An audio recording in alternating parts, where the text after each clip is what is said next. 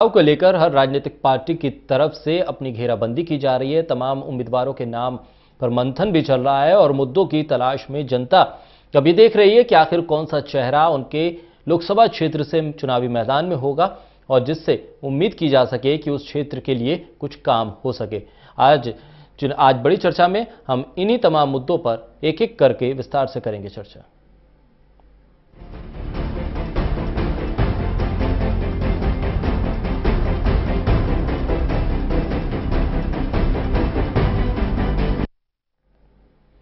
तो हमारे साथ खास पैनल बना हुआ है। हमारे साथ वरिष्ठ पत्रकार वीरेंद्र सोनी जी हमारे साथ इस चर्चा में हिस्सा ले रहे हैं। कांग्रेस की तरफ से केवल ढींगरा साहब इस चर्चा में हमारे साथ हैं। वहीं जननायक जनता पार्टी की तरफ से रविंद्र सागवान हमारे साथ इस चर्चा में हिस्सा ले रहे हैं। भारतीय जनता पार्टी की तरफ से रेणु भाटिया जी हमारे साथ इस चर्चा में हिस्सा ले रही हैं। आप सभी मेहमानों के साथ इस चर्चा को आगे बढ़ाएं, लेकिन उससे पहले एक रिपोर्ट देख लेते हैं जो हरियाणा की चुनावी जो स्थिति है और किस तरह से कांग्रेस और भारतीय जनता पार्टी समेत तमाम राजनीतिक पार्टियां चुनावी मंथन में जुटी हैं, उस पर एक नजर।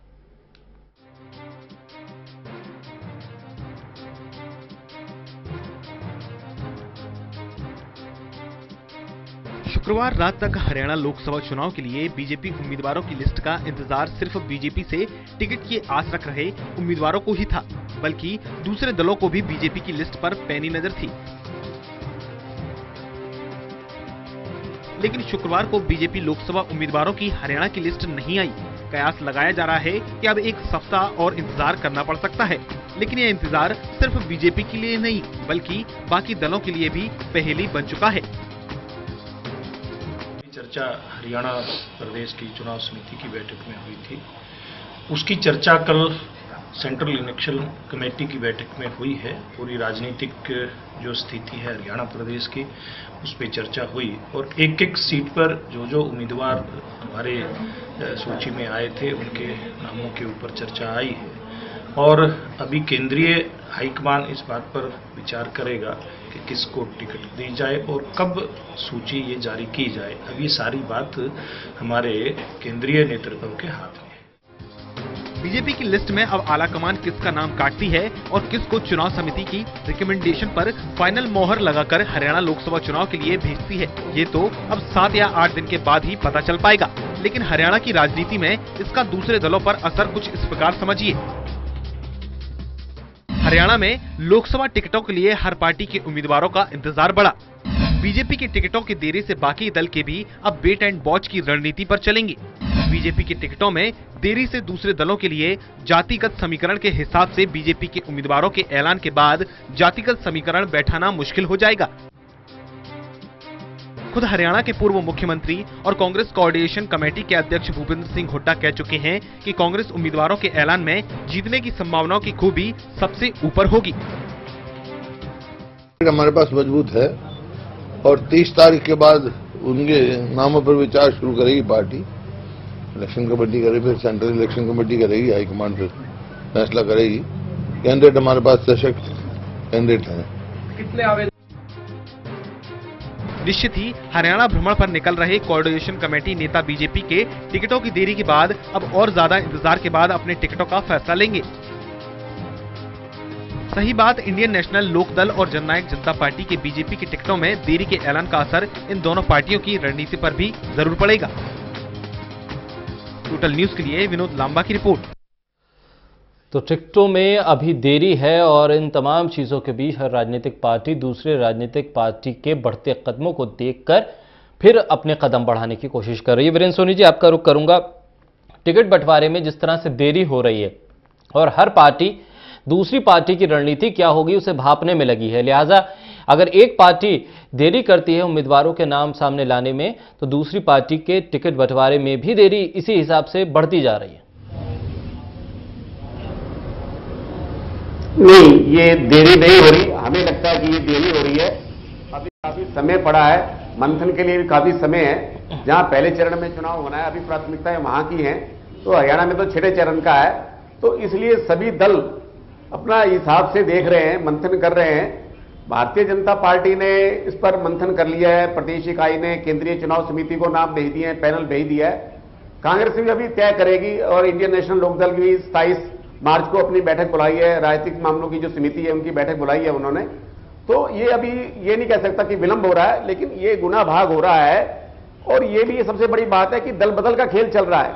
भारतीय जनता पार्टी भी ये अपेक्षा लगाई बैठी है कि कुछ लोग उसके साथ संपर्क में और आ सकते हैं। तो कांग्रेस अभी कार्यकर्ताओं से फीडबैक लेने जाएगी, उसकी बस यात्रा होगी, बस यात्रा के बाद प्रदेश चुनाव समिति जो है वो अपना नाम भेजेगी या जो इनकी प्रक्रिया रहेगी, तो उसके बाद केंद्रीय चुनाव समिति तय करेगी। तो विलंब वाली बात नहीं है, ये सिर्फ जातीय समीकरण के हिसाब से देखा जाना है, गुना भाग देखा जाना है, और कौन कौन सा व्यक्ति किस दल में और आ सकता है ये अभी संभावनाएं मौजूद हैं। तो इस कारण से ये आपको विलंब लग रहा है जी। केवल ढींगरा साहब, आपको चर्चा में लाऊं, आज जो कांग्रेस की जी वीरेंद्र सोनी जी अपनी बात पूरी कीजिए। कांग्रेस की समन्वय समिति जो बनी थी, उसकी आज दिल्ली में जो कार्यकर्ताओं की बैठक थी, बड़ा अच्छा स्वरूप रहा। कांग्रेस के सभी नेता वहां मौजूद थे, कुलदीप बिश्नोई को छोड़कर सभी नेताओं की उपस्थिति नहीं रही। और गुलाम नबी आजाद जी ने स्पष्ट कर दिया कि कोई भी कांग्रेस के कार्यक्रमों में किसी भी नेता के जिंदाबाद के नारे नहीं लगेंगे, सिर्फ कांग्रेस जिंदाबाद, सोनिया गांधी जिंदाबाद और राहुल गांधी जिंदाबाद, सिर्फ ये 3 नारे होंगे। इसके अलावा कोई और नारे नहीं लगाए जाएंगे, यानी कि शक्ति प्रदर्शन का रूप नहीं देखने को मिलेगा। अच्छी बात है, अनुशासन के एक स्वरूप देखने को मिलेगा, लेकिन कार्यकर्ताओं में इतना उत्साह था कि जब दीपेंद्र हुड्डा बोलने के लिए खड़े हुए तो सबसे ज्यादा तालियां उनके उद्बोधन पर बजी। भूपेंद्र हुड्डा जी भी बोले, शैलजा भी बोली, वहां भी तालियां हुई। तो मतलब एक लोकप्रियता का प्रमाण था। और कांग्रेस के जो पुराने कार्यकर्ता थे, उनका यह कहना था कि ऐसी एकता को देखकर मन प्रसन्न हुआ और उम्मीद की जानी चाहिए ऐसी एकता आगे भी देखने को मिलेगी। ठीक है, केवल ढींगरा साहब, आपको चर्चा में लेके आऊं। आज आप लोगों की बैठक दिल्ली में हुई और एक बार फिर रूट बदला गया है उस बस यात्रा का। उसके कई कारण हैं जिस पर शायद हम बाद में भी चर्चा करेंगे, लेकिन जिस तरह से अभी इंतजार इस बात का है कि आपकी तरफ से जो नाम है वो कुछ नाम कब तक सामने आ सकेंगे, क्या फाइनल लिस्ट के लिए अभी और इंतजार? जिस तरह से कहा कि अभी कुछ नेता आपकी पार्टी से दूसरी पार्टी में जाएंगे, दूसरी पार्टी से आपकी पार्टी में आएंगे, क्या उस तमाम चीजों का इंतजार है या जातिगत समीकरण अभी देखा ही जा रहा है कि किस जगह से भारतीय जनता पार्टी कौन सा उम्मीदवार उतारती है, उस हिसाब से हमें क्या उम्मीदवार उतारना चाहिए, उस हिसाब से वेट एंड वॉच की स्थिति है? अभी ये चुनाव जो है वो 12 मई को है। जहां तक पहले डेट का मामला है, जो नॉमिनेशन फाइल करने हैं वो भी अप्रैल में करीबन डेट आएगी, अभी नोटिफिकेशन भी नहीं हुई। ठीक है, तो इसमें अभी जब तक नोटिफिकेशन नहीं हुई तो अभी कांग्रेस अभी से अपना मंथन कर रही है। और हमने इसीलिए अपनी मीटिंग भी रखी थी आज कार्यकर्ताओं के साथ। तो इसका मंथन चल रहा है और जल्दी ही टिकटों का फैसला हो जाएगा। वो एक बात सही है, जहां तक आपने बात कही कि लोग कुछ जा रहे हैं, जी केवल जी कुछ आ रहे हैं, तो हमारी पार्टी से कोई जा नहीं रहा, हमारी पार्टी में आ रहे हैं, तो आने वालों का वेलकम है। ठीक है।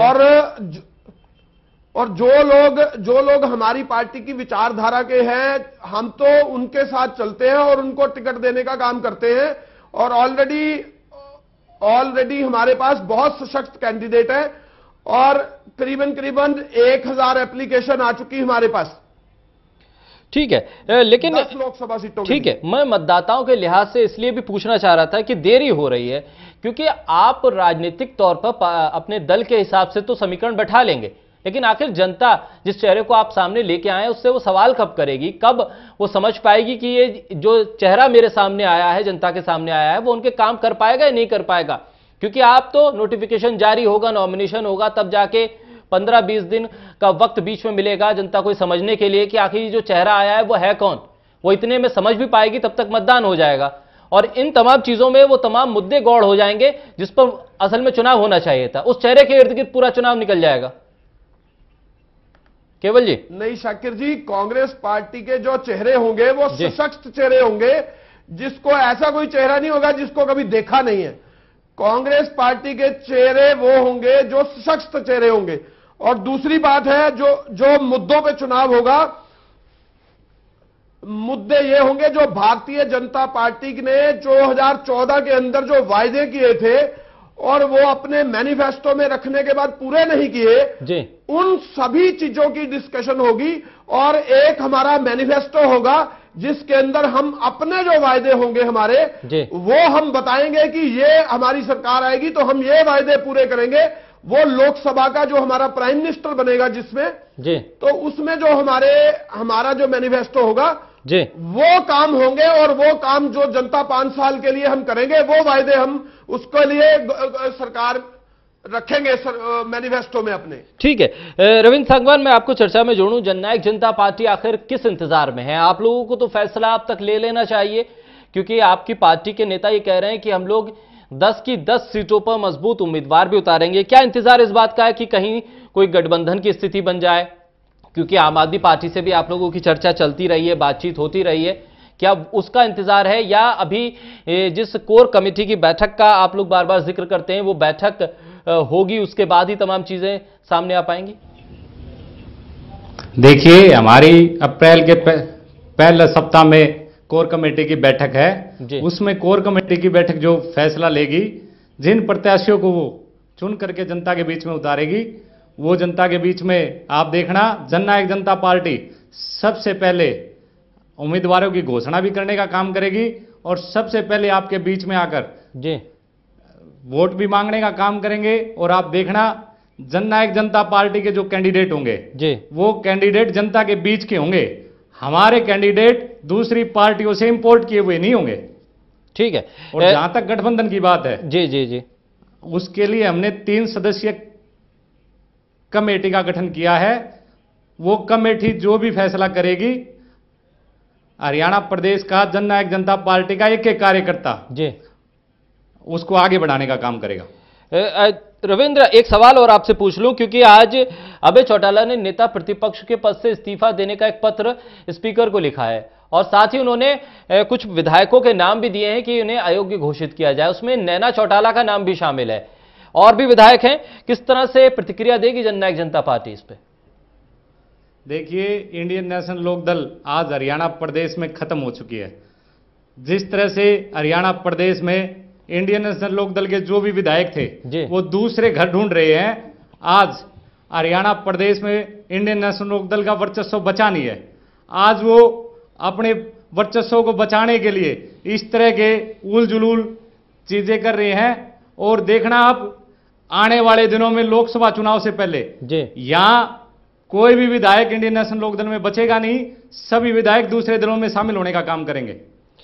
ठीक है, रेणु भाटिया जी, आपका रुख करता हूं। जिस तरह से भारतीय जनता पार्टी में अब टिकट बंटवारे को अप्रैल के पहले हफ्ते तक टाल दिया गया, इतना गहन मंथन किस बात को लेकर? अगर आपके सिटिंग जो सांसद हैं उन्होंने बेहतर काम किया है और वो दमदार उम्मीदवार हैं, तो कम से कम उन 7 सीटों पे तो ऐलान कर देना चाहिए था आप लोगों को। क्या उन पर भी अभी दुविधा बनी हुई है? ऐसा नहीं है शाकिर कि दुविधा बनी हुई है। केवल बाकी पूरे हिंदुस्तान में और जगहों पर जहां पर अनाउंसमेंट होनी है उनको बारी बारी किया जा रहा है। हरियाणा के तो ऑलरेडी बहुत से लोग डिसाइडेड हैं और आप जानते हैं केवल हरियाणा में अगर आप काम करने की बात करें, वो केवल हरियाणा में नहीं, हमने तो पूरे देश में चप्पे चप्पे में काम किया है। चाहे वो कोई भी एंड हो भारत का, हमने सब जगह बराबर कार्य किया है। तो इसलिए ये चिंता तो हमें नहीं है कि हम काम देख रहे हैं या कौन से उम्मीदवार ने काम किया कौन सा नहीं, ऐसा नहीं है। परंतु बारी बारी हर प्रदेश की बारी आ रही है, उसी तरह से हरियाणा प्रदेश की भी बारी आएगी। और हरियाणा प्रदेश का चुनाव 12 मई को है, तो इसलिए धीरे धीरे सबको बारी बारी अनाउंसमेंट हो रही है। कल आपने देखा 40 सीटों की अनाउंसमेंट हुई, उससे पहले 135 की हुई, अब हरियाणा की होगी। तो डिले या इसके पीछे कोई ये मंथन या कोई ऐसी बात नहीं है। नहीं, अगर काम किया है सांसदों ने तो फिर उन्हें रिपीट करने और उनके नाम एक बार अनाउंस करने में दिक्कत क्या है? मैं ये समझ नहीं पा रहा हूं, क्योंकि जब ये कहा जाता है कि हमारे सांसदों ने बेहतर काम किया है तो जनता उन्हें दोबारा चुनेगी। जाहिर सी बात है, तो नाम अनाउंस करने में देरी होनी नहीं चाहिए। और अगर उन्होंने काम नहीं किया है और आप कुछ उम्मीदवार 3 सीटों पर मैं मान सकता हूं जिसपे आप लोग चाह रहे होंगे कि कोई मजबूत उम्मीदवार लेके आए, और कई पार्टियों के लोग आपकी पार्टी में आए भी हैं और कुछ चर्चा भी चल रही है, कुछ और नाम जो खेल की दुनिया से भी हो सकते हैं आ जाएं आपकी पार्टी में और वो चेहरे बन जाएं। लेकिन कम से कम वो 7 सीटें जहां पर आपके अपने सिंबल से जीते हुए जो उम्मीदवार हैं, वो जब सांसद हैं, क्या उनको लेकर भी अभी मंथन चल रहा है? क्या उसमें भी दुविधा है? सवाल ये है। नहीं, दुविधा तो कोई शब्द ही नहीं है हमारे इसमें। दुविधा भारतीय जनता पार्टी और दुविधा का कोई मेल नहीं है, क्योंकि भारतीय जनता पार्टी एक ऐसी पार्टी है जब से शासन में आई है पिछले 4-5 वर्षों में, आपने देखा होगा जब हमारे मुखिया, हमारे मुख्य चौकीदार, हमारे प्रधानमंत्री जी 18 से 20 घंटे कार्य करते हैं, तो आप दूसरों का कैसे कह सकते हैं कि अभी हम समीक्षा कर रहे हैं या उन्होंने काम नहीं किया। सभी ने बराबर मिलके काम किया है और अपने अपने क्षेत्र में कार्य को बढ़ाने का सभी ने एकमत होकर कार्य किया है। तो ये तो कोई क्वेश्चन ही नहीं है कि किसी ने काम किया है या किसी ने नहीं किया, सबने बराबर काम किया है। या सीट बदली जा रही है तो नाराजगी दूर करने की कोशिश हो रही हो कि मान जाइए, वो कार्य उन्होंने पूरा किया। और बहुत जल्द आपके सामने घोषणा होगी, पूरे भारत में चुनाव है, देश में चुनाव है, सब राज्यों में बारी बारी घोषणा हो रही है। उसी तरीके से एक सिस्टम के अनुसार हरियाणा का भी नंबर आएगा। वो तो आप और हम क्योंकि हरियाणा में वास करते हैं, हरियाणा की डिबेट्स करते हैं, इसलिए हमें हरियाणा का लग रहा है। आप जब बाकी जगह सुनेंगे, न्यूज पढ़ते होंगे, देखते होंगे, तो पूरे देश की बात होती है। लेकिन या ये चल रहा है कि किसी का अगर सीट बदलनी है या किसी और को लाना है तो मनाने का दौर भी जारी है कि मान जाइए, देखिए आपको कहीं और एडजस्ट किया जाएगा, फिलहाल अभी ये सीट बंटवारा हो जाने दीजिए। ये क्योंकि बिहार में हम देख रहे हैं और तमाम चीजें आ भी रही हैं, कुछ नेताओं के टिकट कटे हैं, कुछ की सीट बदली है, तो नाराजगी वहां पर देखने को मिल रही है। इसी लिहाज से हो सकता है ये तमाम चीजें चल रही हो, राजनीति में होता रहता है ये सब। देखिए शाकिर, आपने स्वयं मेरी बात कह दी कि राजनीति में ये होता रहता है और कोई पार्टी में आता है, कोई जाता है। अभी मेरे भाई बड़े उससे कह रहे थे कि हमारी पार्टी में केवल लोग आ रहे हैं, जा कोई नहीं रहा। आपने शायद इनको पिछले दिनों की कोई भी हिस्ट्री बताई नहीं, या इनको मालूम नहीं है, या ये जानबूझ के ऐसा कर रहे हैं। कितने ही लोग कांग्रेस से चले गए, भारतीय जनता पार्टी में आ गए, कितने ही लोग इंडियन नेशनल लोकदल से भारतीय जनता पार्टी में आ गए। वो देख रहे हैं कि भारतीय जनता पार्टी एक ऐसी पार्टी है जहां पर केवल कार्य होता है। केवल अगर कोई बनता है, कोई चुना जाता है, जनता किसी को अपना आशीर्वाद देती है तो कार्य का सोच के देती है, और इसी सोच के साथ सभी लोग भारतीय जनता पार्टी की नीति के साथ जुड़ रहे हैं। तो धीरे धीरे करके हरियाणा की जब अनाउंसमेंट होगी, आप बहुत जल्द देखेंगे। कल ही माननीय सुभाष बराला जी ने आप लोगों को बाइट भी दी है अपनी, और कहा है कि 1 हफ्ते के अंदर अंदर ये सारी अनाउंसमेंट हो जाएंगी और सब अपने अपने कार्य में जुट जाएंगे अपने क्षेत्रों में। ठीक है, केवल जी आपका कोई सवाल? जी केवल जी। देखिए बात ये थी, अभी रेणु जी ने एक बात कही, वीरेंद्र सोनी जी आता हूं, हमें पिछला चेक करना चाहिए कि कहां पे कौन सा आदमी गया और कौन सा आदमी आया। तो मैं इनको याद दिलाना चाहता हूं, कुरुक्षेत्र की सीट पे राजकुमार सैनी जी हैं, जो अपने आगे चौकीदार लिख रहे हैं या नहीं लिख रहे हैं ये मुझे मालूम नहीं है। अगर वो उनको ये टिकट देंगे कि नहीं देंगे। जो अश्विनी चोपड़ा है करनाल से, क्या ये इनको टिकट देंगे या नहीं देंगे? क्योंकि ये बात तो अनिल जैन जो इनके प्रभारी हैं, उन्होंने सीधे मीडिया पे ये बात कही कि हम इन दोनों को टिकट नहीं देने जा रहे। तो ये जो दोनों चौकीदार हैं, इनको टिकट ये देंगे। जो बड़ा चौकीदार है इनका, वो इन दोनों चौकीदारों को टिकट दे रहा है या नहीं दे रहा है, ये अपने ये भी क्लियर करें। अच्छा, दूसरी बात, जहां तक इनके आने और जाने का संबंध है, तो जहां INLD वाले जो टूट के इधर से उधर जा रहे हैं, जो अपनी जमीन खोज रहे हैं, उनमें से आप कुछ जो MLAs हैं, जिस तरह से वो आज कई दिनों से पार्टी छोड़ के गए हुए थे, और विधानसभा के अंदर जब हुड्डा साहब ने ये प्रश्न भी उठाया था कि जब ये लोग पार्टी छोड़ के चले गए तो इनके ऊपर क्लियर होना चाहिए। नैना चौटाला जी ने खुद कहा था कि हमारी पार्टी अलग हो गई है, लेकिन उस समय से लेके INLD के लोगों ने कोई ऐसा वो नहीं किया, कोई नैतिकता नहीं दिखाई कि खुद अपने आप प्रतिपक्ष से छोड़ देते। ठीक है, आज ऐसी स्थिति आई कि जब गंगवा जी छोड़ के गए तो उन्होंने ऐसी स्थिति करी कि अब उन्होंने अपना ये जो है, जो जिस बात पे आपने जिक्र किया कि उन्होंने आज अपना पत्र भेज दिया है। लेकिन इसमें इशू ये है कि जिस तरह से पांडव थे, पांडवों ने कौरवों का वंश जो है वही नाश कर दिया था। ये है JJP, इन्होंने सारे वंश का नाश कर देना है, जहां ना बचेगी JJP और ना बचेगा INLD। ये अपने आप में ही दोनों मरेंगे। आज धरातल पे लगी INLD और JJP का भी वही हाल होने जा रहा है। ठीक है, रविंद्र आपका कोई पॉइंट था, आप अपनी बात रखिए, फिर वीरेंद्र सोनी जी के पास जाना है मुझे। देखिए, केवल जी कह रहे हैं कि जजपा जिस तरह से जननायक जनता पार्टी ने जींद उपचुनाव में 38,000 वोट लेकर अपने नेता और अपनी पार्टी को स्थापित करके दिखाया, उससे साबित हो गया कि इस नकारा और निकम्मी सरकार से, बीजेपी की सरकार से कोई आपको छुटकारा दिला सकता है तो जननायक जनता पार्टी है। मैं मेरे बड़े भाई केवल जी से कहना चाहूंगा कि आज कांग्रेस का पतन हो जाएगा आने वाले दिनों में। लोकसभा चुनाव के बाद आप देखना, विधानसभा चुनाव में इनके पास कैंडिडेट नहीं मिलेंगे और 10 की 10 सीटें ये हारेंगे। आज ऐसा माहौल है कांग्रेस के अंदर, जो इन्होंने बस यात्रा शुरू की है, बस यात्रा में जो इनके नेता हैं वो अंदर चढ़ के ही झगड़ा करते हुए आपको दिखाई देंगे। ठीक है वीरेंद्र सोनी जी, आप अपनी बात रखिए, क्योंकि जिस तरह से सवाल लगातार उठ रहा है और इन तमाम सवालों के बीच आपका टेक भी आना बहुत जरूरी है। देखिए, भारतीय जनता पार्टी में तो 3 टिकट तो तय हैं। फरीदाबाद से कृष्णपाल गुर्जर और गुड़गांव से राव इंद्रजीत और अंबाला से रतनलाल कटारिया, ये 3 टिकट तो तय हैं। बाकी जहां की बात हो रही थी, मैं बताऊं, वो वहां के सांसदों के प्रति निष्क्रियता है। इस वजह से ये बात उठ रही थी। धर्मवीर सिंह जी चुनाव लड़ने से मना कर रहे थे पहले, रमेश कौशिक भी मना कर रहे थे कि मैं विधानसभा का चुनाव लड़ूंगा, लोकसभा का चुनाव नहीं लड़ूंगा। इन सबों ने जींद उपचुनाव के बाद यू टर्न ले लिया, तो ये सब अब लोकसभा के चुनाव लड़ने के लिए भी तैयार हो गए। राजकुमार सैनी जी ने अलग पार्टी बना ली।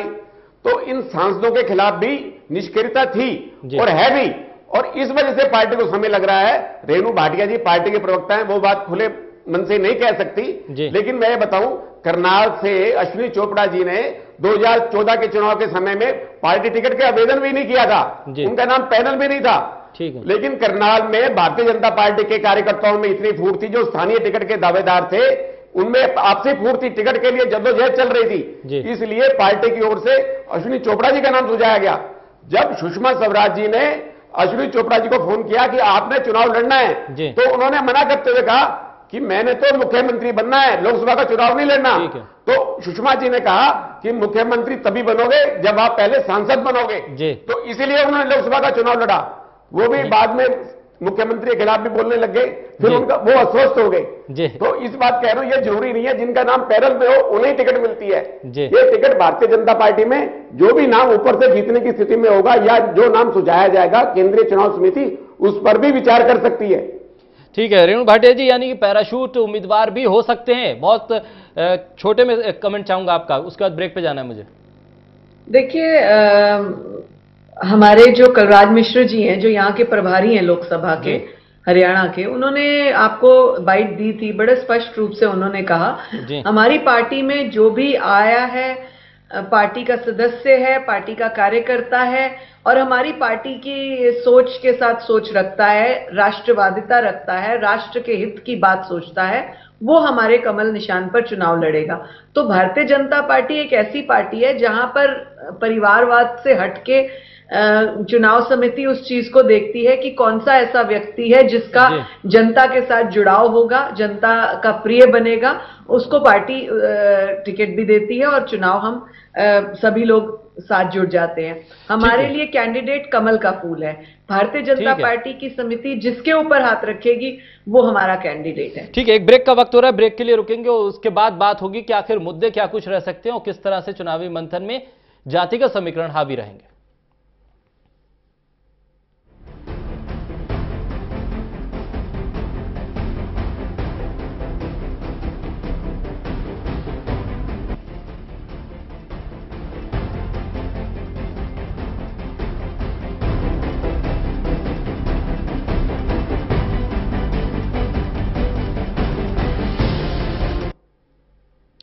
चलिए, बड़ी चर्चा हम कर रहे हैं कि आखिर किस तरह से टिकट पर मंथन जारी है, क्या कुछ समीकरण हो सकते हैं और अब तक अगर देरी हो रही है तो उसके पीछे की वजह क्या है। लेकिन अब हम बात करेंगे कि आखिर वो मुद्दे क्या रह सकते हैं, राजनीतिक दलों की तरफ से किन मुद्दों को इन चुनावी मैदान में, चुनावी समर में उठाने की कोशिश की जाएगी, जिसके आधार पर वो वोट मांगेंगे, या फिर एक बार फिर वही जातीय समीकरण के आधार पर वोटों का बंटवारा होगा। खास मेहमान हमारे साथ बने हुए हैं। रविंद्र, आपका रुख करूंगा सबसे पहले।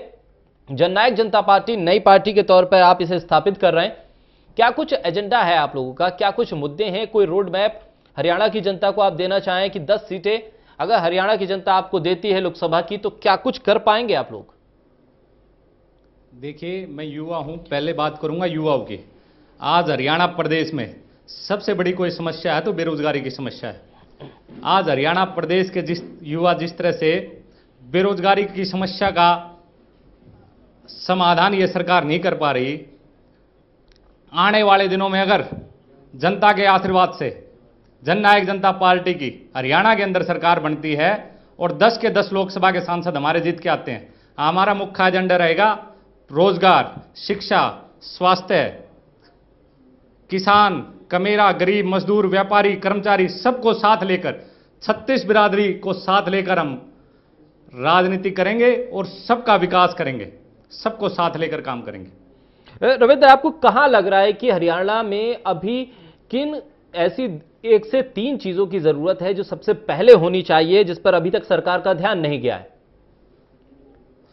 देखिए, जिस तरह से केंद्र सरकार और हरियाणा सरकार ने जी ये घोषणा की थी कि हमारी सरकार बनते ही हरियाणा प्रदेश में हर साल 2 लाख युवाओं को रोजगार देने का काम करेंगे। आज 5 साल बीजेपी की सरकार हरियाणा में चलते हुए हो गए हैं, ना तो उन्होंने रोजगार दिया और ना ही बेरोजगारी की कोई समस्या का समाधान निकाला। आज हरियाणा प्रदेश में सबसे कोई शोषित है तो वो युवा वर्ग है। आज अपराध चरम सीमा पर है। आज हरियाणा प्रदेश में महिला सुरक्षित नहीं है। जिस तरह से छोटी छोटी बच्चियों के साथ दुष्कर्म हो रहा है, रेप हो रहा है, इससे मन को बड़ी घृणा होती है कि हरियाणा प्रदेश में एक ऐसी सरकार है जो ना तो अपराध को रोक पा रही है, ना रोजगार दे पा रही है और ना महिलाओं को सुरक्षा दे पा रही है। केवल डींगरा साहब, आपको भी इस चर्चा में लाऊं कि आखिर मुद्दे कई विपक्ष उठाता है तमाम डिबेट्स के जरिए, लेकिन जब चुनाव प्रचार शुरू होगा, किस तरीके से आप जनता तक, हर एक उस व्यक्ति तक जो उस मुद्दे से प्रभावित हो सकता है, किस तरह से अपनी बात को पहुंचाएंगे? केवल जी,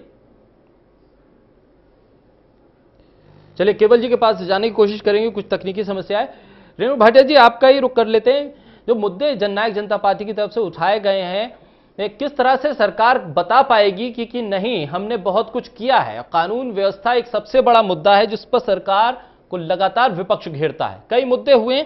अभी ताजा एक वीडियो जो सामने आया है गुड़गांव से, वो वीडियो देखने के बाद तो हैरानी होती है कि आखिर किस तरह की व्यवस्था है कानून व्यवस्था के लिहाज से हरियाणा में। क्या पुलिस इतनी लाचार हो गई है हरियाणा की? गुंडे घर पे हमला कर देते हैं, मुख्यमंत्री की तरफ से एक ट्वीट नहीं आता। देखिए शाकिर, आपने 2 अलग अलग तरह के प्रश्न पूछे। एक तो पार्टी और कामकाज से रिलेटेड है, दूसरा आपने ये झगड़े का जो मुद्दा पूछा, इसकी पूरी वेरिफिकेशन हो रही है और क्लियर हो रहा है कि क्या ये इनका पारिवारिक आपसी मामला था, कोई रिश्तेदारी का मामला था, ये बात क्लियर हो गई अभी। नहीं, बिल्कुल। और दूसरी बात रही कि घर के अंदर गुंडे घुसे, पुलिस को जैसे ही शिकायत गई, पुलिस ने अपना एक्शन शुरू किया। 35 लोग उसमें दिखाई दे रहे हैं वीडियो में, इसलिए बीच में उस बात के ऊपर बोलना ठीक नहीं रहेगा। नहीं रेणु जी, देखिए बात आपने, नहीं रेणु जी, 35 लोग उसमें साफ वीडियो में दिखाई दे रहे हैं। पुलिस की तरफ से अज्ञात लोगों के खिलाफ नाम दिया गया है। क्या समझे? 35 लोग दिखाने के बाद भी नामजद कोई नहीं हुआ। अज्ञात लोगों के खिलाफ मामला दर्ज होता है, एक व्यक्ति गिरफ्तार होता है। हरियाणा पुलिस हाईटेक है। आपने वीडियो की बात की जी, उसके ऊपर पूरी इंक्वायरी चल रही है कि वो लोग कौन थे, क्या इनके रिश्तेदार थे, क्या नहीं थे, कोई मामला बिल्कुल नहीं थे, किस तरह की बात। देखिए, मुझे यहाँ बैठ के मालूम है और हरियाणा के मुख्यमंत्री चंडीगढ़ में बैठ के चुनावी बिसात सजा रहे हैं, उनकी तरफ से एक ट्वीट नहीं है। पूरा ट्विटर हैंडल मैंने उनका खंगाल लिया। बिल्कुल दुरुस्त है। एक ट्वीट आना चाहिए था, नहीं आना चाहिए था। मानवीय संवेदना कोई चीज होती है। बात करना बिल्कुल ठीक नहीं रहेगा। ऊपर भी हमारे जो नेता हैं वो लोग पूरी इंक्वायरी की रिपोर्ट आने तक वेट कर रहे हैं कि क्या रिपोर्ट है, उसके मुताबिक तुरंत प्रभाव से एक्शन हो, ये भी आदेश है। अब रही बात दूसरी, आप काम की बात पूछ रहे थे। मेरे जेजेपी के भाई बड़ी बड़ी बातें कर रहे थे। ये 2.5 महीने का बच्चा वो वाला बच्चा है जो हमारे को आज सीख दे रहा है कि हमने क्या पूरा किया और क्या नहीं किया, और हमें कैसे करना चाहिए, ये वो बच्चा है जिनको अपने ही परिवार के दादा और दादी गालियां देते हैं, जिनको अपने ही परिवार के दादा दादी कहते हैं ये जो है गद्दार है, ये बेईमान है, पैसे के लिए कर रहे हैं, इन्होंने पार्टी की नीति को पैसे के लिए छोड़ा। ये मैं नहीं कह रही हूं शाकिर जी, हम लोगों ने इस विषय पर बहुत डिबेट्स किए। जब से जींद चुनाव शुरू हुआ हमने इसी विषय के ऊपर डिबेट्स की, और आप समझ सकते हैं कि इस तरह की भाषा का प्रयोग इनके ही लोगों ने किया। तो भारतीय जनता पार्टी ने 4 वर्षों में 4.5 वर्षों में क्या किया उसका ब्यौरा हम हर डिबेट में आपको देते हैं। बार बार हम युवा पीढ़ी की बात करते हैं कि जो बच्चा पढ़ा हुआ है और अभी उसके पास काम नहीं है, 100 घंटे के उसको 6,000 रुपए के हिसाब से दिया जाएगा, हर तरह की बात करते हैं। किसान का वो बच्चा जो किसानी नहीं करना चाहता, उसके लिए नई technologies, development in fertilization, development in industrialization, अलग अलग तरीके से स्किल मिनिस्ट्री के माध्यम से उसको शिक्षा दी जा रही है। आपको अगर हम थोड़ा सा पीछे ले जाएं तो पिछली सरकारों में कभी भी युवा पीढ़ी को आगे बढ़ाने के लिए कोई ऐसा सिस्टम नहीं किया गया जिसके लिए उसको टेक्नोलॉजी के माध्यम से, आज जिस तरह से सोशल मीडिया या टेक्नोलॉजी बढ़ रही है उसके माध्यम से वो आगे अपनी कार्यशैली को कैसे बढ़ाए, चाहे वो किसान का बेटा है, चाहे वो इंडस्ट्रियलिस्ट का बेटा है, चाहे वो किसी भी घरेलू उत्पाद के परिवार से जुड़ा हुआ है। तो बहुत सी ऐसी चीजें हैं जिनके ऊपर रेवोल्यूशनरी चेंज लाने का प्रयास भारतीय जनता पार्टी ने किया है। और आज आप समझ सकते हैं कि जब बिल्कुल ही आपको कोई ऐसा खड्डा मिले उसमें से बाहर निकलकर आप जनता को हित देने की जब आप बात करते हैं, उसमें बहुत प्रयास भी लगता है, समय भी लगता है और बहुत आपको संघर्ष करना पड़ता है, जो भारतीय जनता पार्टी ने किया। आने वाले 5 वर्षों में आप देखेंगे एकदम यूनिफॉर्म लेवल पे हम पहुंचेंगे। जिस उम्मीद के साथ लोगों का हमें प्यार मिल रहा है, मुझे ऐसे लगता है कि आने वाले 5 वर्षों में हम मोदी जी के नेतृत्व में जो नई सरकार बनाने जाएंगे, उस सरकार में हर एक को घर, हर एक को काम, हर एक को अच्छा फ्यूचर, इस चीज के लिए आगे बढ़ाया जाएगा। ठीक है रेणु जी, आपने बात कर ली कि किसान का जो बेटा किसान खेती नहीं करना चाहता उसको आपने 6,000 रुपए देने की बात कर दी, लेकिन जो किसान हरियाणा में खेती करना चाहता है, जो सरसों की फसल उगाना चाहता है, उसके लिए 4200 रुपए रेट सरकार तय करती है और मंडियों में 3,000 रुपए में वो सरसों बेच के जा रहा है। दरअसल उसका भी तो जिक्र कर लिया कभी सरकार कर ले कि वो 1,000 रुपए की चपत वो किस तरह से लेगा। बिल्कुल ठीक बात कही। किसान का मुद्दा एक ऐसा मुद्दा है, अहम मुद्दा है। आप ये देखें, जब फसल का नुकसान हुआ तो भी भारतीय जनता पार्टी की सरकार ने पूरा मूल्य देकर उसके नुकसान की भरपाई की। सरकार ने ये नहीं कहा कि इस फसल का मूल्य इतना है, इस फसल का इतना है, कोई वेरीफाई नहीं किया, कुछ नहीं किया, सीधा किसान को चेक पकड़ाया कि ये तुम्हारा अधिकार बनता है। प्राकृतिक आपदा में अगर तुम्हें कोई नुकसान हुआ है तो उसका सरकार तुम्हारे साथ कंधे से कंधा मिलाकर खड़ी रहेगी और तुम्हारी भरपाई करेगी। इससे बड़ा उदाहरण मुझे नहीं लगता कि कभी भी पिछले 60 वर्षों में किसी ने किसान को दिया हो। आज आप देखिए, बहुत सारे किसान ऐसे हैं जिनके पास अपना खेत नहीं होता था, उनको दूसरे के खेत में वो जुताई करते थे, उनके पास पैसा नहीं होता था। उस चीज के लिए किसानों को लोन की ऐसा प्रावधान किया गया कि अगर आपके पास अपनी खेती नहीं है, आप कहीं खेती करना चाहते हैं तो ये आपका सहयोग रहेगा। मुझे नहीं लगता इससे बढ़िया और कोई सिस्टम होगा। शाकिर, अगर मैं और आप भी कोई काम करना चाहते हैं और हमारे पास इंफ्रास्ट्रक्चर नहीं है, बेस नहीं है, और अगर हमें सरकार से एक इनिशियल स्टेज की सपोर्ट मिलती है बिना किसी गारंटी के, बिना किसी कमीशन बिचौलिए को दिए डायरेक्ट आपको मिलती है, तो मुझे नहीं लगता इससे बड़ा कार्य उस किसान के परिवार के लिए या उस व्यापारी परिवार के लिए, उस भारत के नागरिक के लिए हो सकता है जो यहां पर आकर काम करना चाहता है। ठीक है केवल जी।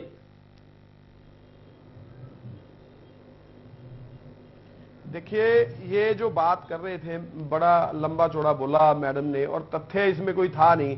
आपने फसल के बारे में पूछा कि 4200 रुपए की फसल जो है वो 3000 में क्यों ली, तो उसका जवाब नहीं दे पा रहे। अच्छा कर रहे हैं, अच्छा कर रहे हैं। अच्छा करने से काम समझ में भी तो आना चाहिए कि 4200 रुपए की फसल जो लागत मूल्य है उसका आप 3000 रुपए क्यों दे रहे हैं। जहां तक जेजेपी की बात अभी कर रहे थे, तो जेजेपी का जो 2.5 महीने का बच्चा है वो किसकी गोद में बैठ रहा है? वो भी भारतीय जनता पार्टी की गोद में बैठ रहा है। आप ये देखिए कि जिस समय वोट की बात आई थी तो दुष्यंत चौटाला ने राज्यसभा में वोट किसको दी थी? ये उस समय ढाई महीने का बच्चा जो है बीजेपी की गोद में क्यों बैठा था? बीजेपी वाले जो जजपा वाले जो है विरोध कर रहे हैं बीजेपी का, बीजेपी वाले विरोध कर रहे हैं जजपा का। जिस समय वोट की बारी आती है उस समय वो 2.5 महीने का बच्चा जो है वो बीजेपी की गोद में बैठ जाता है। तो ये मुझे समझ नहीं आ रहा इन दोनों का ये कर क्या रहे हैं। जहां तक मुद्दों की बात है, स्वामीनाथन की आप रिपोर्ट के अपना अंदर ध्यान करिए जो आपके लोग फार्मूला बटे चाहिए हुए था, 2.5 गुना प्लेटफॉर्म पे नहीं फसल जो है बैठते, जिसमें किसानों को आपको चाहिए। कोऑर्डिनेशन किसान कमेटी फसलों बनानी के ऊपर पड़ती है, आपको एक बस का इंतजाम करना पड़ता है कि सबको एक बस में जैसे कबूतरों को पिंजरे में बंद करके ले जाया जाता है, ऐसे सबको एक पिंजरे में बंद करके ले जाया जाए। पता नहीं कौन पिछले दरवाजे से निकल जाए, कौन कंडक्टर की सीट से निकल जाए। तो आपका तो ऐसा हिसाब चल रहा है, आप थोड़ा सा अपनी चिंता करना सोचे। आप तो हरियाणा में, देश में क्या हरियाणा में भी विपक्षी पार्टी नहीं रहे। आप अपना थोड़ा सा मूल्यांकन करिए कि आपका एक्चुअल नेता कौन है, आपकी कौन सी पगड़ी का नेता आपका नेता है। ठीक है, ठीक है, क्या ठीक है, वो आपका नेता है जिसकी आप लोगों ने गर्दन दबा के टेढ़ी की हुई थी और कई महीनों तक उनको कॉलर लगाना पड़ा? क्या आपका वो नेता है जिसको कोई अलग अलग पगड़ियां लगाकर जनता में भी लोगों को दिखाना पड़ता है? आप थोड़ा विचार करिए, दूसरे के ऊपर उठाने से पहले 4 उंगलियां आपकी तरफ आती हैं, उनका ख्याल करिए। चुप कर जाइए। ठीक है केवल ढींगरा जी। रेणु जी बहुत बोल लिया आपने, आप सुन लीजिए ना। ठीक है केवल ढींगरा जी, आप सुने, ये बात सुनने का कष्ट नहीं करते, इनको मिर्ची जल्दी लग जाती है। मैं ये कह रहा था कि मुद्दों के ऊपर बात होनी चाहिए। मुद्दे इनके खुद के 2014 के मैनिफेस्टो के क्या थे? वो कुछ हुआ ही नहीं। आप ये देखिए, जितनी सीबीआई की मामले थे, रात को 2 बजे उनकी ट्रांसफर क्यों करनी पई? क्योंकि अस्थाना जी के करप्शन के मामला निकल रहा था। आरबीआई का नोटबंदी जो किया था इन्होंने, आरबीआई के उर्जित पटेल ने साफ साफ क्लियर शब्दों में कहा कि ये जो है हमारा सिस्टम ठीक नहीं चल रहा। खुद कहना पड़ रहा है आरबीआई के हेड को। आप ये देखिए, स्कैग जो है वो टेबल नहीं करता। विधानसभा का मामला टेबल करना चाहिए उनको, वो टेबल नहीं करते। तो आप ये देखिए किस तरह से इनके महकमे चल रहे हैं, किस तरह से इंडिपेंडेंट एजेंसियां काम कर रही हैं। क्योंकि 5 साल जो कभी काम ही नहीं किया जिस सरकार ने, वो बात भी है। टेलीविजन पे आके लगातार भाषण दिए जाते हैं, बस भाषण दिए जाते हैं। अगर हम काम के मुद्दों के ऊपर 5 साल का अगर जिक्र देखें तो आप ये देखिए कि कोई भी काम नहीं किया। ना इन्होंने कोई कर्मचारियों के मामले में काम किया, ना इन्होंने कोई कृषि जो किसान है उनके मामले में कोई काम किया, ना इन्होंने कोई बिजनेसमैन के लिए काम किया। जीएसटी और नोटबंदी से बिजनेसमैन का नुकसान कर दिया। स्वामीनाथन रिपोर्ट वो लागू करनी थी, वो किसानों के लिए लागू नहीं की। 7th पे कमीशन लागू करना था, वो कर्मचारियों के लिए नहीं किया। लेबर क्लास के लिए मनरेगा बंद कर दी। तो काम कौन से किए, मुझे समझ में नहीं आ रहा इनका। ठीक है, बिल्कुल सुनिए, मैं इसका उत्तर दूं? जी बिल्कुल बिल्कुल दे दिए। देखिए, ढींगरा जी वो वाली भाषा बोल रहे हैं जब इंसान को समझ आ जाता है ना कि हमने 10 वर्षों में समय में कुछ नहीं किया था, भारतीय जनता पार्टी की सरकार आ गई और आगे तो हम लोग कहीं पर भी स्टैंड ही नहीं कर रहे हैं। हर किसी के मुंह में चौकीदार है, हर किसी के मुंह में मोदी जी है। तो इसलिए इनको समझ आ गई है, इसलिए गिनतियां वो वाली गिनवानी शुरू कर दी। शाकिर, इन्होंने 5-6 काम जो गिनवाए, अगर इनका ब्यौरा देखे ना इनकी सरकार का, तो आपको फाइलें धूल लगी हुई नजर आएंगी। कोई भी एक काम जो इन्होंने गिनवाया उनमें एक भी ऐसा नहीं है जो इनकी सरकार में फाइल एक स्टेप से दूसरे स्टेप तक भी चली हो। और बात कर रही है हमारी सरकार में 10 वर्षों की केंद्र सरकार में इन्होंने माननीय सोनिया गांधी जी के नेतृत्व में जो चली कांग्रेस, उसने कभी ये नहीं सोचा उस सरकार ने या उस महानुभूति ने कि हमारे देश की जनता को भी लाइट चाहिए। हम तो ऐसे टिमटमाने वाले घरों में रहते हैं, क्या मेरे देश की उस जनता के घर पर मैंने लाइट पहुंचाई 60 सालों में? नहीं पहुंचाई। इनको इतना भी ख्याल नहीं आया कि वो भी एक महिला है, क्या उन्होंने महिला का आंसू पोंछने के लिए किसी महिला के घर तक गैस स्टोव पहुंचाने का कार्य किया? नहीं किया। वो भारतीय जनता पार्टी की सरकार ने किया। आज बेटियों की बात करते हैं, सुरक्षा की करते हैं, क्या कभी इन्होंने ऐसा सोचा कि हमारे देश की किसी बेटी का एक खाता होना चाहिए? नहीं सोचा। आज हमारे देश में छोटी बच्ची का भी हम लोगों ने कहा है कि बच्चे का भी खाता होना चाहिए ताकि उसकी माँ कोई बचत करती है तो वो अपनी बच्ची के लिए जमा करे। तो बातें ये बड़ी बड़ी करते हैं। अगर आप पिछला इतिहास देखेंगे ना, मजा आ जाए। अगर आप पिछले इतिहास की डिबेट एक बार कर डाले, जो क्राइम रेट बढ़ रहा है, एनसीआरबी की रिपोर्ट पढ़े, करप्शन के मामले में बढ़ रहे हैं, जेपीसी का गठन करना चाहिए था, आपने नहीं किया। तो इनके पेट में दर्द हो रहा है, मरोड़ हो रहे हैं। पीएलसी के मामले में हाईकोर्ट मरोड़ की दवाई सरकार देती है, तब भी समझ में नहीं आता। मरोड़ की दवाई है।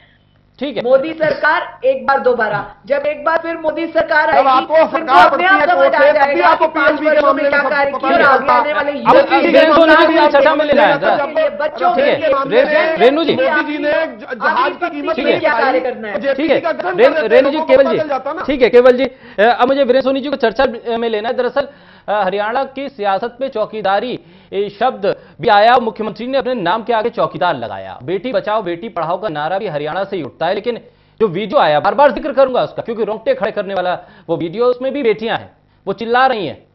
एक बच्चे को छत से उठा के नीचे फेंक दिया जाता है, लेकिन प्रदेश का चौकीदार उस तरफ एक ट्वीट भी नहीं करता है। दरअसल सवाल यह है कि क्या सिलेक्टिव इस तरह से अप्रोच दिखाई जाएगी। मेरे साथ वीरेंद्र सोनी जी जुड़े हुए हैं। वीरेंद्र सोनी जी, सरकार के स्तर पर जो काम किए जाते हैं, क्या इन चुनावों में आपको लग रहा है कि विपक्ष उसे जमीनी स्तर तक पहुंचा पाएगा? अगर पहुंचा पाएगा तो नुकसान कितना कर पाएंगे ये लोग सरकार का? नहीं, सबसे पहले तो मैं वीडियो की चर्चा करूंगा जी। जो वीडियो सुबह देखते ही सबका मन द्रवित हो गया, तो ये हरियाणा में ऐसा हो सकता है, तो उसको देखकर ही मन में बड़ी ज्यादा ये इस बात की ये रही कि हमारे सभ्य समाज में इस तरह की घटनाएं हो रही हैं। कोई भी इस तरह की घटना की जो स्वीकृति नहीं दे सकता। ये दृश्य देखने के बाद हरियाणा के मुख्यमंत्री, दिल्ली के मुख्यमंत्री की प्रतिक्रिया आ गई, हरियाणा के पूर्व मुख्यमंत्री की प्रतिक्रिया आ गई। उसके बाद आपने सही कहा कि हरियाणा के मुख्यमंत्री का ट्वीट नहीं आया। निश्चित रूप से मुख्यमंत्री के संज्ञान में यह विषय आया होगा और उन्होंने त्वरित कार्रवाई करने के लिए भी कहा होगा। बिल्कुल, इसके आधार पर गिरफ्तारी भी हुई है, पुलिस में मुकदमा दर्ज भी हुआ है, लेकिन उनका कोई ट्वीट नहीं आया। उत्तर प्रदेश में ऐसी घटना हुई थी, कश्मीरियों के साथ मारपीट की घटना हुई थी, तो योगी आदित्यनाथ जी की प्रतिक्रिया भी आ गई थी, कार्रवाई का आदेश भी आ गया था और वो गिरफ्तार भी हो गए थे। बिल्कुल बिल्कुल, मुख्यमंत्री जी की मीडिया टीम काफी सक्रिय रहती है और पार्टी की तरफ से भी रहता है। मुझे नहीं लगता कि इस मामले में चूक कहां हुई है। इस तरह की घटनाएं निश्चित समाज को विचलित करती हैं और लोगों में असुरक्षा की भावना फैलती है। इस तरह की घटनाएं नहीं होनी चाहिए और इस समाज को सुरक्षा की गारंटी मिलनी ही चाहिए। बिल्कुल। और मेरे साथ रविंद्र भी जुड़ गए हैं और समय मेरे पास कम है। रविंद्र, जिस तरह से जो मुद्दों का आपने जिक्र किया, आप किन मुद्दों पर सरकार को घेरेंगे?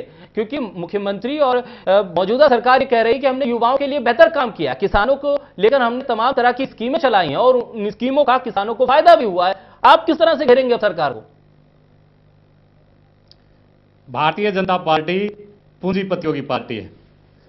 जिस तरह से हरियाणा 7 लोकसभा के सांसद बीजेपी के जिता के लोकसभा में भेजने का काम किया, आज अगर असल में ये विकास के नाम पर वोट मांग रहे हैं तो उन 7 सांसदों का रिपोर्ट कार्ड लेके लोगों के बीच में जाए, इनको पता लग जाएगा, लोग इनको जूते और चप्पल मारेंगे।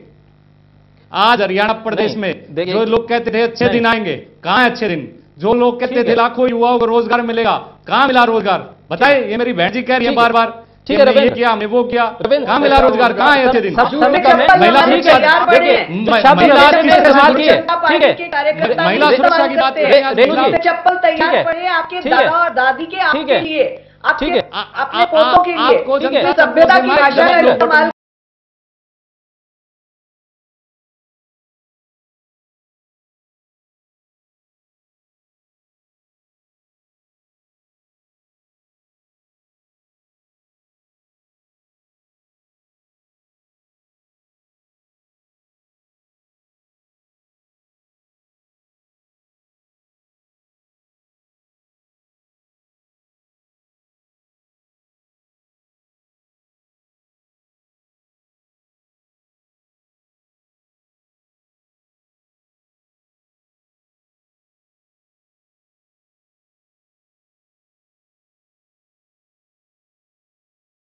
ताकि इस्तेमाल किया लोगों को बिठाए, ठीक है, सभ्यता हो। एक महिला के साथ बैठ के डिबेट कर रहे हैं और इनमें सभ्यता नहीं है, ठीक है, ताकि मैं दोबारा डिबेट में नहीं बैठूंगी अगर इस तरह के बदतमीज लोग बैठेंगे। रेणु जी, मैं अब बोल रहा हूं, रविंद्र, जिस तरह से जो शब्द आपने इस्तेमाल किए हैं उसकी इजाजत मैं कम से कम अपनी डिबेट में तो नहीं दूंगा। उन शब्दों को आप वापस ले लीजिए। मैं कह रहा हूं जो लोकसभा सांसद किसी भी तरह से इस तरह की डिबेट में सभ्यता को दिखाने वाले नहीं होते। देखिए, आप विरोध कीजिए, कठोर से कठोर शब्दों का इस्तेमाल कीजिए, लेकिन मर्यादा होती है, लागिए मत।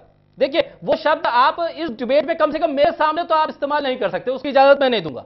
रविंद्र, आप उस पे उन शब्दों को अपने वापस ले लीजिए, कठोर शब्दों का इस्तेमाल कीजिए, इजाजत है, लेकिन वो शब्द आप इस्तेमाल नहीं कर सकते। एक बेटी और बहन के सामने इस तरह के शब्दों का इस्तेमाल करने से इनको माफी मांगनी चाहिए। बिल्कुल, देखिए उनका कुछ तकनीकी, अभी बेटियों की सुरक्षा की बात कर रहे थे। ठीक है, देखिए तकनीकी कुछ समस्या है, ऑडियो उनका नहीं मिल पा रहा है, डिबेट को मुझे रोकना पड़ेगा, लेकिन मेरी आपत्ति उन दोनों शब्दों को लेकर है और मैं चाहूंगा कि उस पर जब भी प्रतिक्रिया आए उनकी, उन दोनों शब्दों पे वो माफी मांगे, उन शब्दों को वापस लें। इस तरह की डिबेट में कम से कम अपनी इस चर्चा में उन शब्दों का इस्तेमाल दोबारा नहीं होने दूंगा, इस बात की मैं गारंटी लेता हूं। चलिए फिलहाल रुकूंगा मैं एक छोटे से ब्रेक के लिए, लेकिन आप सभी मेहमानों का बहुत शुक्रिया। वीरेंद्र सोनी जी आपका बहुत शुक्रिया, रेणु भाटिया जी आपका बहुत शुक्रिया, रविंद्र सांगवान आपका भी बहुत शुक्रिया और साथ ही केवल ढींगरा साहब आपका भी बहुत शुक्रिया। चर्चा दरअसल मुद्दों को लेकर होनी चाहिए और शब्दों की एक मर्यादा होती है और सभी राजनीतिक दल के नेताओं को उन शब्दों की मर्यादा को लांघने की कोशिश नहीं करनी चाहिए, क्योंकि यही